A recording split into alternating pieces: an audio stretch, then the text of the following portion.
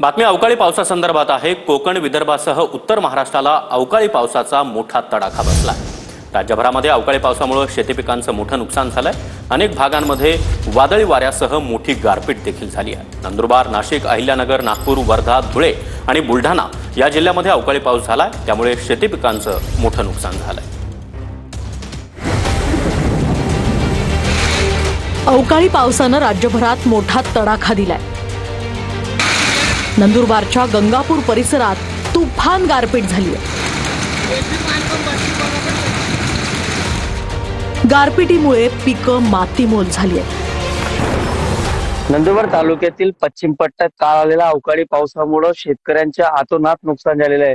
ऐन काढणीवरती आलेले पिकं हे पूर्णतः उद्ध्वस्त होताना दिसून येत आहे। आपण पाहू शकतो की आपण या कांद्याच्या बागेत आहोत आणि या कांद्याची बागेचे नुकसान जे आहे ते प्रचंड झाले असल्याचे दिसून येत आहे।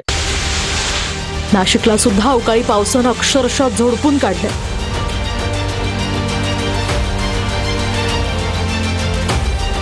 यामुळे गारपिटीचा द्राक्ष बागांना मोठा फटका बसलाय। नाशिकमध्ये झालेल्या गारपिटीमुळे नाशिक तालुक्यातील काही गावांना आता फटका बसलेला आहे। विशेषतः द्राक्ष बागा ज्या आहेत त्या गारपिटीमुळे आता खराब झाल्याचं पाहायला मिळतंय। आपण सध्या नाशिक तालुक्यातील एका गावामध्ये आहोत। या ठिकाणी जर बघितलं तर काल झालेल्या अवकाळी पावसामुळे या द्राक्ष बागांना जो आहे तो मोठा फटका बसलेला आहे। काल दुपारी अचानक आलेली जी गारपीट आहे त्या गारपिटीने वर्षभर काम केलेले शेतकऱ्यांच्या तोंडावर निराशा आणण्याचं काम केलेलं आहे। काही द्राक्ष गळून पडली आहेत तर काही द्राक्षांवर काळे डाग पडले।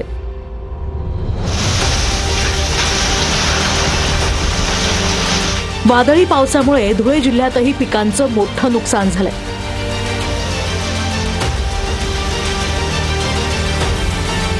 कांदा, मका ही पिकं अक्षरशः मातीमोल झाली आहेत।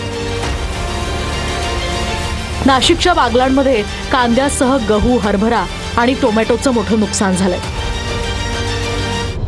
तर तिकडे सटाण्याच्या करंजाड या खोऱ्यात कांदा, डाळिंब, आंबा या पिकाला मोठा फटका बसलाय। तिकडे धुळे जिल्ह्याला सुद्धा अवकाळीचा मोठा तडाखा बसला। यामध्ये कांदा, मका या पिकांचं मोठं नुकसान झालंय।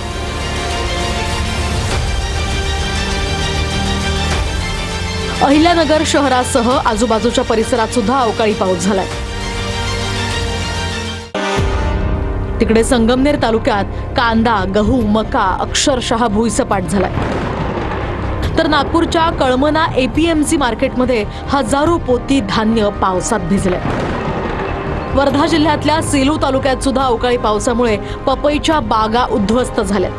याला जवळपास झाडाला बनवायला मला 12 महिने लागले। जेव्हा तोडाईला जेव्हा माल आला तेव्हा हे अचानक पाऊस आला आणि माझं पूर्ण नुकसान झालं। याच्यात जवळपास माझं 10 लाखाच्या जवळपास नुकसान झालं आहे। गव्हर्नमेंटनं तर अशा योजनेसाठी तर तात्काळ मदत करायला पाहिजे का कोणीही शेतकरी आत्महत्येला प्रवृत्त होऊ नये। तर बुलढाणा जिल्ह्यात सलग दुसऱ्या दिवशी अवकाळी पाऊस झालाय, ज्यामध्ये कांदा, ज्वारी, मका, गहू आणि भाजीपाल्याचं प्रचंड नुकसान झालं। तर चिखली, बुलढाणा, नांदुरा, मोताळा या तालुक्यात सुद्धा याचा मोठा फटका बसलाय। जालना जिल्ह्यात ज्वारी आणि गव्हाचं मोठं नुकसान झालंय। अमरावतीत सुद्धा काढणीला आलेल्या गव्हाचं पीक अक्षरशः मातीमोल झालंय। रत्नागिरीच्या राजापूर तालुक्यात अवकाळी पावसानं हापूस आंब्याचं प्रचंड नुकसान केलं। हा या ठिकाणी पडलेला आंबा तुम्ही बघू शकता की ढगाळ हवामान आणि वाढलेली उष्णता यामुळं हा आंबा कशा पद्धतीनं करपलाय। 20% यावेळेला उत्पादन आहे आणि अशा वेळेला निसर्गाच्या दुष्टचक्रामध्ये हा आंबा बागायतदार जो आहे तो अडकलेला पाहायला मिळतो आहे। आणि पहाटेपासून जो अवकाळी पाऊस झालेला आहे त्यामुळं आंब्याची मोठी गळ या ठिकाणी झालेली पाहायला मिळते। सिंधुदुर्गच्या वैभववाडी तालुक्यात अवकाळी पावसामुळे झाडं कोसळल्याच्याही घटना घडल्यात।